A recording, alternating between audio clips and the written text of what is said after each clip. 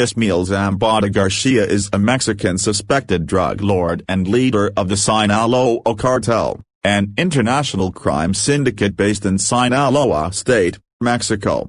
Before he assumed leadership of the entire cartel, he served as the logistical coordinator for its Zambada Garcia faction, which has overseen the trafficking of cocaine and heroin into Chicago and other U.S. cities by train, ship, jet, or narco-submarine. Zambada Garcia's organization, the Sinaloa cartel, receives multi-ton quantities of cocaine, mostly by sea from Colombian sources.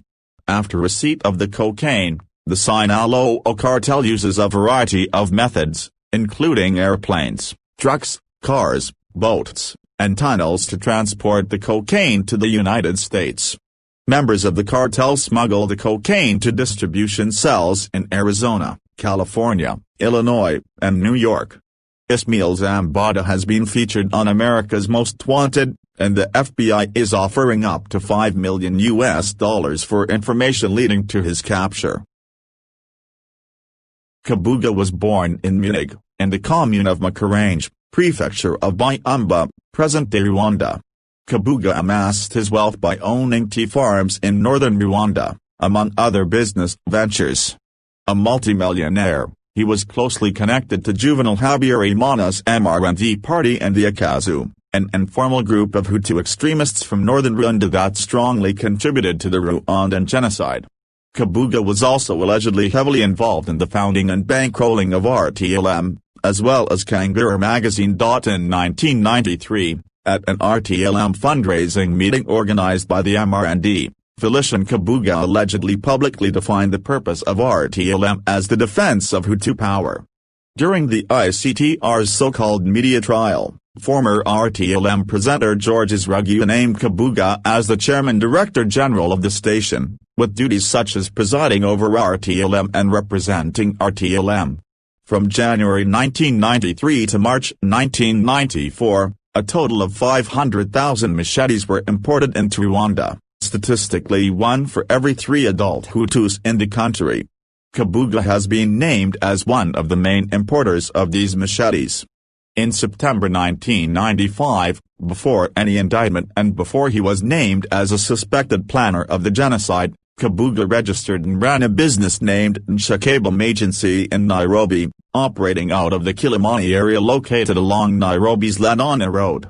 The United States State Department offered a reward of $5 million for information leading to Kabuga's arrest. KTN News Network in Kenya reported on June 14, 2008 that Kabuga had been arrested by Kenya police the day before and was being held at Gigiri police station in Nairobi.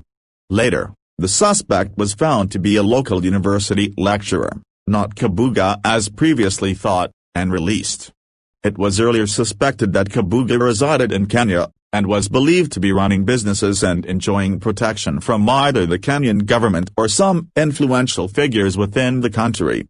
Kabuga, aged 84, was captured in Asnières-sur-Seine, near Paris, France, on May 16, 2020 after 26 years as a fugitive.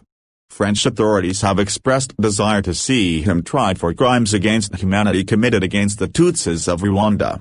He was arrested by French police as a result of a joint investigation with the RIMT office of the prosecutor, assisted by Interpol and law enforcement agencies in Rwanda, Belgium, and the United States. On June 3, 2020, a court in Paris approved to hand Kabuga over to the ICC. Samantha Lewisthwaite, also known as Samantha Lewisthwaite or the White Widow, is a British woman who is one of the Western world's most wanted terrorism suspects. Lewisthwaite, the widow of 7/7 London terrorist bomber Jermaine Lindsay, is accused of causing the deaths of more than 400 people. She is a fugitive from justice in Kenya, where she was wanted on charges of possession of explosives and conspiracy to commit a felony and is the subject of an Interpol red notice requesting her arrest with a view to extradition. Lewisthwaite was an alleged member of the Somalia-based radical Islamic militant group Al-Shabaab.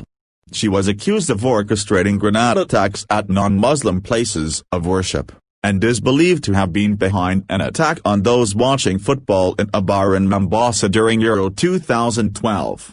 In September 2013, there was speculation over her possible involvement in the Nairobi Westgate shopping mall attack, although other reports cast doubt on this, or said her role had been exaggerated. Semian Yudkavich Mogilevich is a Ukrainian-born, Russian organized crime boss, described by agencies in the European Union and United States as the boss of bosses of most Russian mafia syndicates in the world. Mogilevich is believed to direct a vast criminal empire and is described by the FBI as the most dangerous mobster in the world.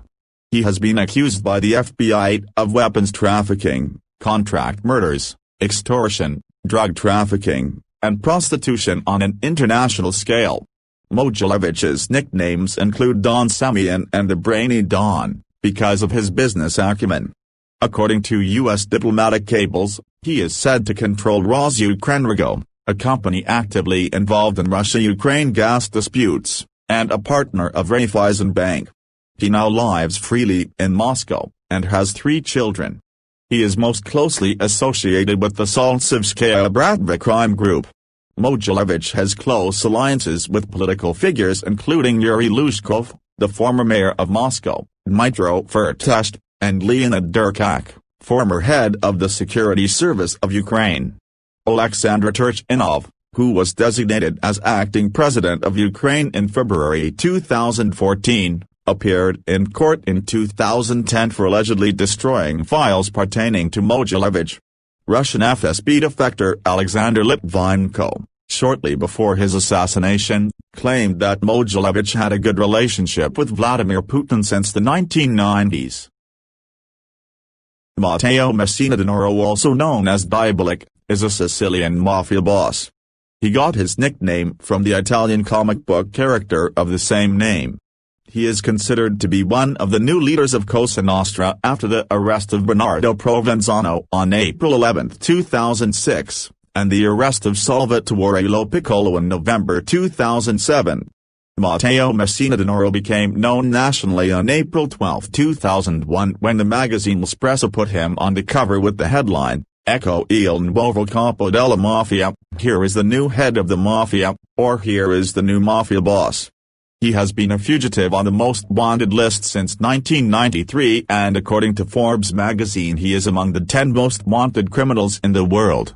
With the deaths of Bernardo Provenzano in 2016 and Salvatore Reina in 2017, Messina Denaro is seen as the unchallenged boss of all bosses within the mafia.